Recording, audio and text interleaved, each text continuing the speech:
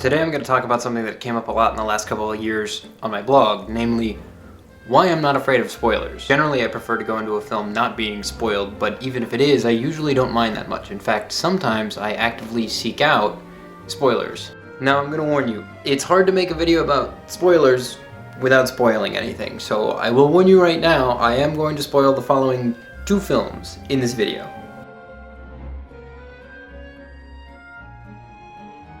So, what is a spoiler? A spoiler is telling somebody what to expect from a movie before you go see it. Which means there are different levels of spoiling a movie, different magnitudes, if you will.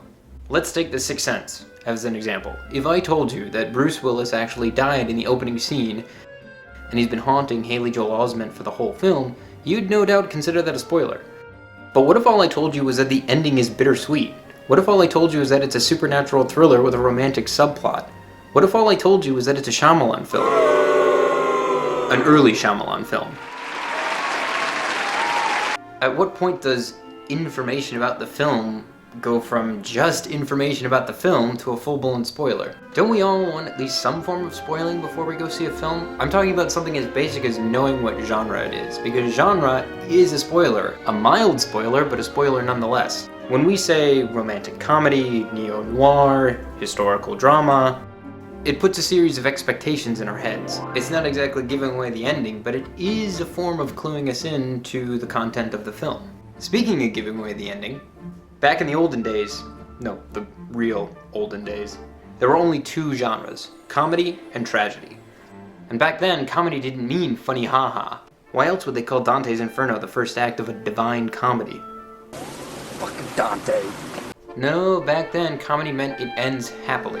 As opposed to tragedy, which meant exactly what it means today.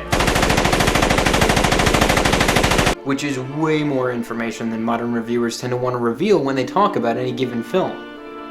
It's gotten so bad we can't even say what a film is about anymore. You look at the back of a movie box, and if it isn't filled with just the vaguest of vagaries written by some publicist in the bowels of the Marvel Studios mailroom, at best, they might finish summarizing the first act for you. And if the first act ends with any sort of surprise, any morsel of intrigue, they stop right there. And you have no idea what to expect from the rest of the film, except for whatever its genre designation might suggest. I like knowing how a film is going to make me feel before I go see it. That's why I think we should bring back the whole comedy-tragedy designation. Or at least not shy away from it like it's the plague. Going still further, not only do I not mind knowing how a film is going to make me feel, oftentimes I like knowing how the film expects to make me feel that way, which is where full-on plot summaries come in. If I'm particularly interested in knowing why MoviePhone.com thinks the barrel ride sequence in The Desolation of Smaug is going to blow my mind, I will read a full plot summary on Wikipedia and see if I agree.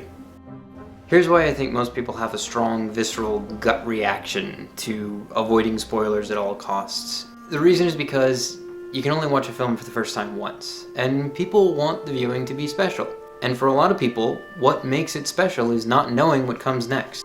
I know people like that. They'll see a film once and then they can never see it again, and that's fine. This isn't a video about why everybody should spoil films for themselves. This is just a video about why I don't always mind them.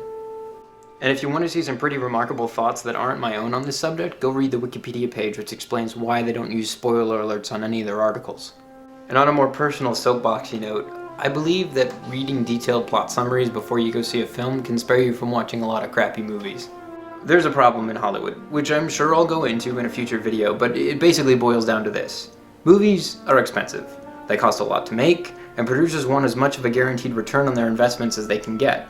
So they hire multiple writers to tinker with a film's plot with the logic that, hey, 2 experts are better than 1, and 5 are better than 2. But movie scripts aren't built by focus groups, they're built by artisans, and multiple competing visions can easily spoil a film. That's why you've got so many blockbusters these days which seem to pull themselves in so many different directions and water themselves down with a lack of focus. Or they let their imagination sit in the front step, never coming up with anything that hasn't worked for some previous film. Nothing new, nothing exciting, nothing unexpected. When that rare film does come along, the one that ends in a surprising but inevitable way that's never been done in quite the same way before, the film that's secretly been building to an inexorable but logical reveal without cheapening or invalidating what came before it, those are the kinds of films I don't want spoiled for me. But everything else? those self-aware twist endings that are just gunning for twist's sake, no need to waste anyone's time. Long story short, I care more about how a film is going to make me feel on the 50th viewing rather than the first.